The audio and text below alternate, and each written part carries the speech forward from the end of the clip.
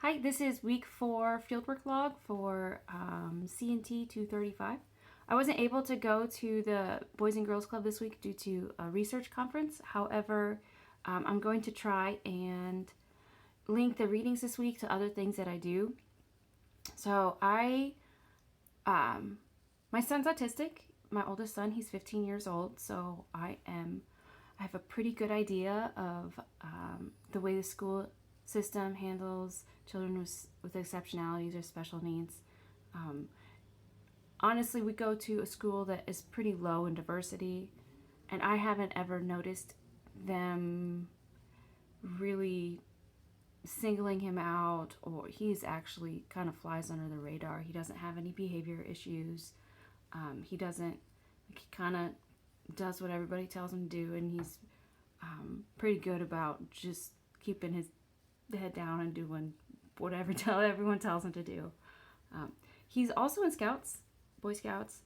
That has not gone as smoothly. There have been a few times when I've had to kind of discuss with the troop leaders that their expectations for what he can do are just not acceptable. Like, for example, it's really hard for him to give interviews and communicate by looking people in the eye. He looks around or down at his feet. And during his last interview to get a rank advancement, he was interviewed by this guy who pretty much told him he didn't deserve to get a rank advancement, even though he had all the qualifications, and he had kind of been stuck at the same rank for about a year and a half because he wouldn't look him in the eye. And he said he really needed to work on that if he planned on staying in Boy Scouts.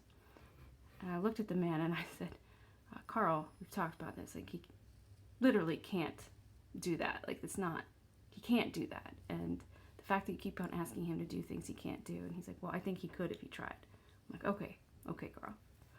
So we run into things like that quite often. But as far as to the severity of him being, he's not a minority, so he's not going to be passed up for anything like that. We don't have a very diverse school. It's I think 97% white middle class, so almost everybody is white and speaks English.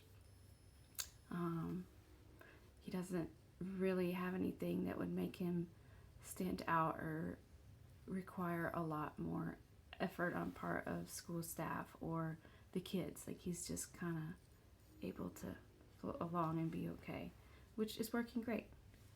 We could have, it's working good so far. So those are kind of some of my experiences, and see you next week.